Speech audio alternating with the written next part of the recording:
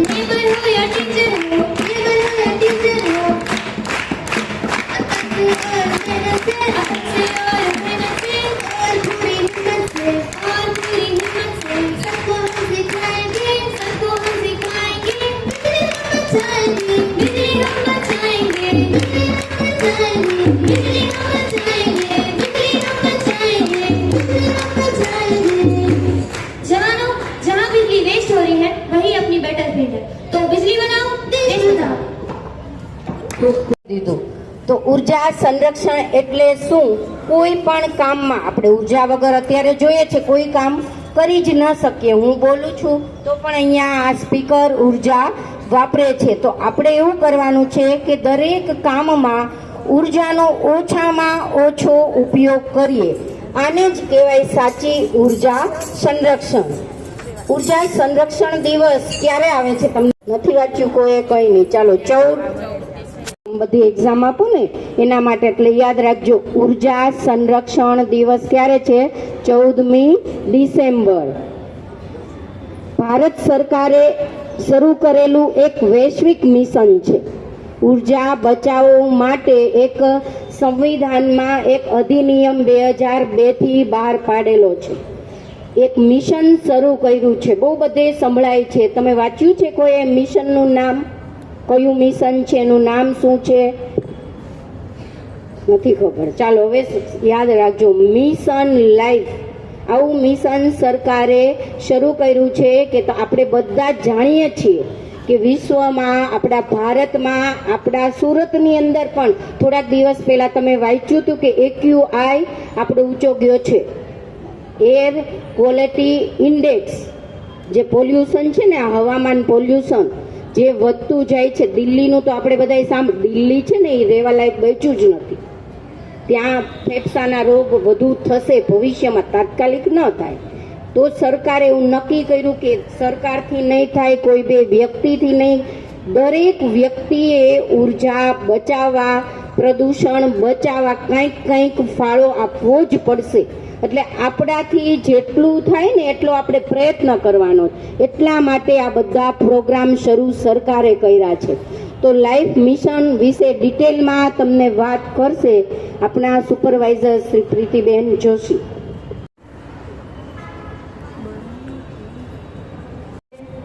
અનાજ મળે છે, રહેવા માટે આપણને સુંદર જગ્યાઓ મળે છે, હરવા ફરવા માટે આ સુંદર આપણે જે વૃક્ષો બધા વાવેલા છે એ હરવા ફરવા માટેની પણ સુંદર જગ્યાઓ છે. આપણે જ્યારે માનવ શહેરમાં રહે છે ને પછી ત્યાંથી કંટાળે છે ને ત્યારે એ ક્યાં જાય? ક્યાં શોધે છે? પ્રકૃતિને શોધે છે. ત્યાં તો એ દરિયા કિનારો પસંદ કરે છે, પહાડો પસંદ કરે છે, આ બધી નાખવા.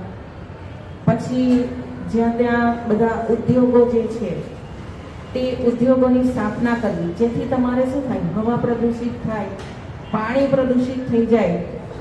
પછી આપણે બીજું શું કરીએ છીએ, જે સૌથી મોટું નુકસાનકારક છે, આપણે પ્લાસ્ટિકના દિવસે ને દિવસે ઢગલા કરતા જઈએ છીએ.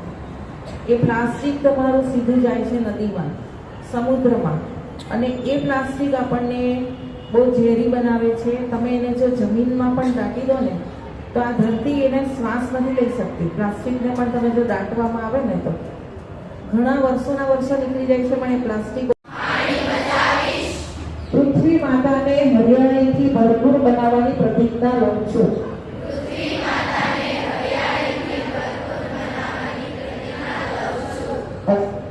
જીવનમાં ઉતારીશું. લાઈફનો અર્થ જ એ છે લાઈફ મિશન, કે આપણું જીવન આપણે જ બચાવવાનું છે. એટલે જ એનું નામ લાઈફ મિશન એવું રાખવામાં આવ્યું છે. તો મિત્રો આપણે જાણીએ છીએ કે જ્યારે ઉર્જા બળે છે ને ત્યારે પ્રકાશ આપે છે. આપણી ઘરે દીવો બળે છે જે લાઇટ છે ને એ એક પ્રકારનો દીવો જ છે, પણ એ ઉર્જાથી બળે છે. તો આ પ્રકાશ વ્યર્થ ન જાય, આ પ્રકાશ વ્યર્થ ન વપરાય. જો વ્યર્થ વપરાશે તો આપણું ભવિષ્ય છે એ કેવું બની જશે? અંધકારમય બની જશે. તો ઉર્જા છે તો વિકાસ છે, વિકાસ છે તો પ્રગતિ છે, અને જો પ્રગતિ સતત ચાલુ રહેશે તો આપણું ભવિષ્ય છે એ કેવું છે? ઉજ્જવળ છે. તો આપણે એવા પ્રયત્ન કરીએ કે વધુને વધુ ઉર્જા બચાવીએ. આની શરૂઆત કોણે કરી ખબર? સરકારની આઈડિયા ક્યાંથી આવ્યા? સાચી ઘટના છે. તમારા જેવડી એક 10માં ભણતી છોકરીની વાત છે. હું તમને ટૂંકમાં વાર્તા કહી દઉં છું કે 10માં એક છોકરી ભણતી, એનું બીજે દિવસે એસએસનું પેપર હતું. એટલે દિવસે લાઇટ નહોતી ને, આ ઘણા સમય પહેલાની વાત છે. એટલે ત્યારે તો એપ્રિલમાં માર્ચમાં એક્ઝામ લેવાતી. એટલે એને દિવસે આમ વાંચવાની આળસ થઈ, થોડું ઘણું વાંચ્યું. હોશિયાર, ખૂબ સ્કોલર, પૂરા માર્ક્સ લાવે એવી. એટલે એને વિચાર્યું કે હું રાતે વાંચી લઈશ. તો રાતે તો આખી રાત લાઇટ ન આવી. હવે તમે સાંભળો, તમે ઓછું સાંભળ્યું છે લાઇટ કાપ, પાવર કાપ. આવું સાંભળ્યું છે ને દીકરાઓ? તો પાવર કાપ હશે, એનાથી વંચાણું નહીં. એની જેવી આમ ઈચ્છા તે એવું એનું પેપર ન ગયું. હોશિયારો એને દુઃખ બહુ થાય કે મારથી જેવું મારે રિવિઝન કરવું તો એવું ન થયું, એટલે એનું પેપર સારું ન ગયું. એટલે એણે એના દાદા સાથે ચર્ચા કરી કે દાદા, લાઇટ કામ શું કામ જવા દે? અત્યારે બોર્ડની એક્ઝામ હોય તો આ લોકોને ખબર એવી ન પડી કે અત્યારે લાઇટ ન જવા દેવાય, પાવર ન જવા દેવાય. તો પછી એના દાદા એને બેસાડીને બધું સમજાવે છે કે દીકરાઓ, તમે તો આ બધી ફેસિલિટી અત્યારે જોઈ છે ને, અમારા સમયમાં અથવા અમારા પપ્પાના સમયમાં લાઇટ જ નહોતી. અમે દીવે જ વાંચ્યું છે, દિવસે જ વાંચ્યું છે. પછી બધું ડિટેલમાં પહેલાંની પરિસ્થિતિ તમે પૂછી લેજો દાદાને એને કે ક્યારે લાઇટ આવી. હવે તમારે ખાલી આટલું જ વિચારવાનું છે, આપણા સુરતમાં 8 જ દિવસ પાવર કાપ હોય. તો રાતને દિવસ તમે આમ મનમાં વિચારી લો કઈ ફેસિલિટી તમને નહીં મળે, એમ વિચારી લો. 8 જ દિવસ. તો ભવિષ્ય આવું જ થવાનું છે. 8 દિવસ નહીં, મહિનો નહીં આવે. જો આપણે જાગૃત નહીં થઈએ ને તો આપણું ભવિષ્ય આવું હશે. આપણે પછી દાદા એને બધું સમજાવે કે દીકરા, અમે તો ટેવાયેલા હતા, અમે એસી જોયું નથી, પંખા જોયા નથી, આવી નળમાં પાણી આવે એવું જોયું નથી, એટલે અમને તો ટેવ છે. પણ જો તમારી સ્થિતિ ભવિષ્યમાં આવી થઈ જશે તો, કે તમને 8 દિવસે પાણી નહીં મળે તો, 8 અથવા તો પાણી આપણને ખબર છે આપણા ઘર સુધી પાણી પહોંચે તો કેવી રીતે આવે ખબર ને? મોટરથી જ આવે છે. પાવર જ ન હોય તો મોટર ક્યાં ચાલવાની? આપણે તાપીએ ઓલા બેડાના આકૃતિને એવું બધું પિક્ચર જોઈએ છે ને, એવી પરિસ્થિતિ થઈ છે. આપણે નદીએ ભરવા જવું પડશે ફરીને, હાંડો ને ગાગર લઈને. આવી સ્થિતિ આવી જશે તો પછી આપણે વાપરી કેટલું શકીએ? એક જ વસ્તુ છે, આવી તો 500 વસ્તુ છે. તમે મનમાં વિચારશો તો મીરાએ કીધું કે નહીં, આ તો બહુ ખરાબ કહેવાય. તો હું શું કરું? પછી એને બધું સમજાયું કે તું બધાને જાગૃત કર. તો કે મારા એકથી શું થવાનું? હું એક વીજળી બચાવીશ તો હું બચી જશે. તો પછી દાદા એમ કીધું, તું એક તો શરૂઆત તો કર. પછી એને ઘરથી કર્યું. ગમે એ લાઇટ ચાલુ રાખી દે, નળ ચાલુ રાખી દે, વધારાનો પંખો ચાલુ હોય તો બધી બંધ કરે. મમ્મીને આશ્ચર્ય થયું, તમે ચાલુ રાખી દેતા હોય તો મમ્મી ટોકે છે ને, તમે નથી બંધ કરતા. તમારી મમ્મી એ પોતે બંધ કરવા માંડી. તો એને મમ્મીને એમ થયું, આ શું વાત કહેવાય કે મીરામાં આટલો બધો સુધારો આવી ગયો. પછી ધીરે ધીરે એને એમ થયું મારે સ્કૂલમાંય શરૂ કરવું. તો એણે સ્કૂલમાં શરૂ કર્યું. પછી ધીરે ધીરે એ બોલવામાં તો હોશિયાર, એટલે બધાને સમજાવવા માંડી. તો બધાને મહિનો 2 મહિના થયા ને તો ઘરે, સ્કૂલમાં, બધે લાઇટ બિલ, સોસાયટીમાં લાઇટ બિલનો બચાવ થયો. એટલે પછી બધાને કે આ તો સારું કહેવાય. બધા એને કહેવાય કે તું પહેલાં સ્ટાર્ટમાં એવું કરતી ને, અમને સમજાવતી, અમે ધ્યાન જ નહોતા આપતા. પછી કે આ તો જ્યારે લાઇટ બિલ આવ્યું ને ત્યારે ખબર પડી આમાં તો બચત થાય છે, ફાયદો થાય છે. એટલે ધીરે ધીરે એને એમ કીધું મેં તો સારું કામ કર્યું. એટલે એના ગામમાં બધે એને ચાલુ કર્યું. આ મિશનની શરૂઆત કરી, એની જાતે કરી. તો એ કરી શકે તો દીકરાઓ તમે પણ કરી જ શકો ને, બધા કરી શકે. એક ટીપું પાણી આપણા ઘરનું, આપણી સ્કૂલનું, આપણો દેશ, આપણું ગામ, આપણી સ્કૂલ એ આપણું જ છે. આપણે એવું નહીં માનવાનું કે આ સ્કૂલ છે, આપણું જ. જે આ દિવસે સમજીને રહેશું ને ત્યારે ઉર્જાનો બચત આપોઆપ થઈ જશે. તો ઉર્જાની વિશેષ માહિતી તમને જેને કહેવાય પ્રણાલીગત ઉર્જા, એની વાત કરશે મયાણી ચેતનાબેન. આજે આપણે ઉર્જાના સ્ત્રોતોની થોડીક ચર્ચા કરીશું. તમે 8મા 7મા 8મા ધોરણમાં ઘણું ખરું શીખીને આવ્યા છો, પણ ભૂલી જઈએ છીએ એટલે ફરી પાછું આપણે યાદ કરી લઈએ. એક લાઈફ મિશન કાર્યક્રમમાં ભેગા થયા છીએ તો આજે થોડો ઘણો સંકલ્પ પણ કરતા જશું અને ઉર્જાનો બચાવ કેવી રીતે કરશું, એને બચાવ કરતા પહેલા કયા સ્ત્રોત છે, શું છે, આ બધી માહિતી મળેલી હોય તો એને આપણે વધારે એનો ઉપયોગ કેવી રીતે ટાળવો જોઈએ, શું કરવો જોઈએ, કોનો વધારે ઉપયોગ કરવો જોઈએ, આ બધી માહિતી મેળવી શકીએ. તો ઉર્જાનો મુખ્ય સ્ત્રોત બધાને ખબર છે, સૂર્ય છે. પણ પછી બે પ્રકાર પાડ્યા છે. એક છે પરંપરાગત અથવા તો એને કહેવાય પ્રણાલીગત ઉર્જા, અને બીજું છે બિન પ્રણાલીગત ઉર્જા, જેમાંથી આપણે ચર્ચા કરીશું પ્રણાલીગત ઉર્જાના સ્ત્રોતો માટે. તો પ્રણાલીગત એટલે કે જે પ્રકૃતિમાંથી આપણને મળે છે, જેને લાખો કરોડો વર્ષ લાગેલા છે. તો આવા પ્રણાલીગત ઉર્જા, પરંપરાગત ઉર્જાના સ્ત્રોતોની ચર્ચા કરીએ છીએ. તો આવા પ્રણાલીગત ઉર્જાના સ્ત્રોતોમાં છે ખનિજ કોલસો, ખનિજ તેલ, કુદરતી વાયુ, પશુધન. ને વધુ કરીએ, તમે બધા જાણો જ છો અત્યારે ઇલેક્ટ્રિક વાહનની શરૂઆત શા માટે થઈ ગઈ? કે પ્રદૂષણ ઓછું કરવા માટે થઈ. તો આ બધી કુદરતી ઉર્જાનો આપણે ઉપયોગ કરીએ ને એને કહેવાય ગ્રીન એનર્જી. કે ગ્રીન એનર્જી એટલે કુદરતમાંથી જે આપણે વધુને વધુ ઉર્જાને મેળવી શકીએ. તો આ ગ્રીન એનર્જીની વિશેષ વાત આપણને તરુણાબેન રાણા કરશે.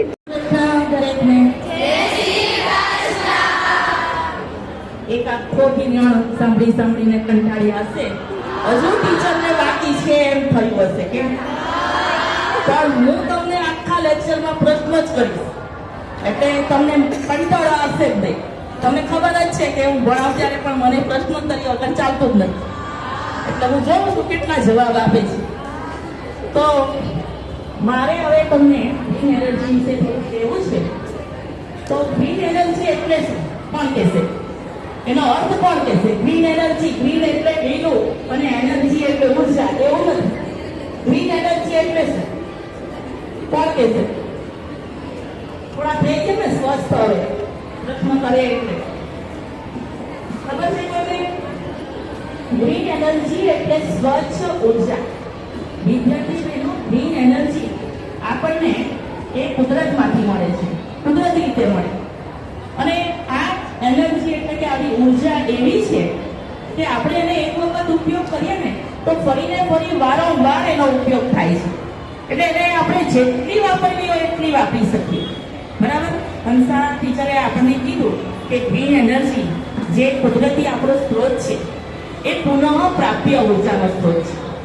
આપણને ચેતનાબેને બધો જે સ્ત્રોત વિશે વાત કરી એ પુનઃ અપ્રાપ્ય એટલે કે આપણે કોલસો જે છે, ખનિજ તેલ છે, એને ફરીથી આપણે ઉપયોગમાં લઈ નહીં શકીએ એકવાર વાપર્યા પછી. પણ આ જે પુનઃ પ્રાપ્ય ઉર્જા સ્ત્રોત છે એને ફરીથી આપણે લઈ શકીએ. તો વારંવાર વાપરી શકીએ એવી ઉર્જા મને આંગળી ઊંચી કરીને કહેવો કે કઈ કઈ ઉર્જા જે છે તેને આપણે વારંવાર વાપરી શકીએ. પુનઃ આંગળી ઊંચી કરી. સોલર ઉર્જા સરસ, પવન ઉર્જા સરસ, બનતી ઉર્જા સરસ. પછી બોલો હજુ બાકી છે. બાયોગેસ ઉર્જા સરસ. બીજું તાપીય ઉર્જા, આ બાજુ પવન ઉર્જા સરસ. તમારામાંથી જવાબ મને મળી ગયા છે. મારે સ્ત્રોતમાં સૌર ઉર્જા આવી ગઈ.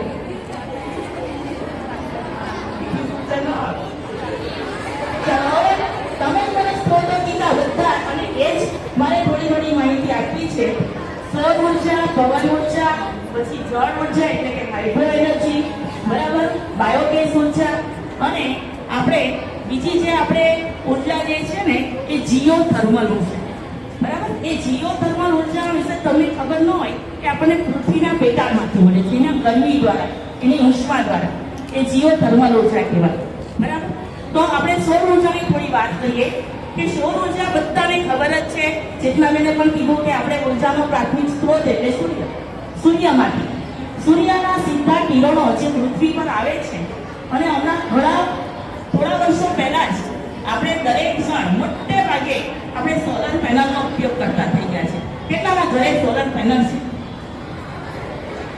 બહુ સરસ. તો આ સોલર પેનલ કેમ આપણે શરૂઆત કરી? કારણ કે એમાંથી આપણને સ્વચ્છ ઉર્જા મળે, બરાબર, આપણું વીજળીનું બિલ ઓછું થઈ જાય. તો આ સોલર પેનલ શામાંથી બનાવેલી છે? સોલર પેનલ જે છે ને એ પીવી ના કોષોમાંથી. પીવી એટલે શું? તો એ કહેવાય છે ફોટોવોલ્ટેઇક. આ જે એમાંના કોષોમાંથી બનેલી હોય અને એ આખું બનેલું હોય સિલિકોનનું. એટલે જેવા સૂર્યના કિરણો છે આના ઉપર પડે આપણી પેનલ ઉપર, એટલે તરત જ વીજળીનું રૂપાંતર થઈ જાય છે અને સીધી આપણા ઘરમાં એ વીજળી આવી જાય છે, બરાબર. એટલે સોલર પેનલ સરકાર આપણને બહુ એવી રીતે કહે છે, પ્રોત્સાહન આપે છે કે સોલર પેનલ મુકાવો. કેમ? અને અત્યારે તો સબસિડી મળે છે, ઘણાને ખબર જ છે. સોલર પેનલથી આપણને તો સ્વચ્છ ઉર્જા મળે, આપણે વીજળીનું બિલ ઘટાડી શકીએ અને પ્રદૂષણ રહિત, બિલકુલ પ્રદૂષણ થતું નથી. એટલે આપણે જો સોલર પેનલ મુકાવીએ, વધારે જેને ઘરે નથી એ લોકો પણ તમે જો આ આગ્રહ રાખો કે સોલર પેનલ સારી છે અને મુકાવો તો તમારા માટે ફાયદાકારક છે. આપણી સ્કૂલમાં પણ ઓપન છે, ખબર છે તમને? એટલે હવે તો ઘરોમાં, ઓફિસોમાં, ઉદ્યોગોમાં બધે જ સોલર પેનલનો ઉપયોગ થાય છે, બરાબર.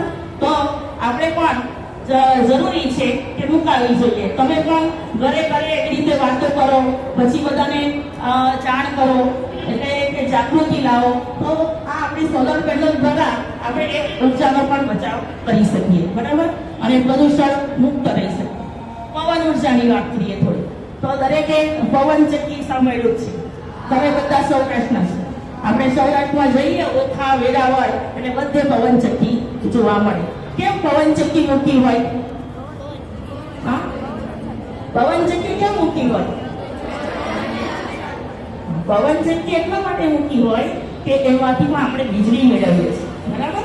એ જે પાંખિયા ફરતા હોય, સતત પવન જ્યાં આપણે ફૂંકાતો હોય ને ત્યાં જ પવન ચક્કી હોય. નહીં તો એમને આપણે ત્યાં અહીંયા મેદાનમાં પવન ચક્કી ન મૂકી શકીએ, પણ જ્યાં સતત પવન ફૂંકાતો હોય ત્યાં પવન ચક્કી દ્વારા આપણે આ જે બધા પાણી ખેંચવાના પંપ જે છે એવી રીતે આ વીજળી એના દ્વારા પણ ઉત્પન્ન કરી શકીએ.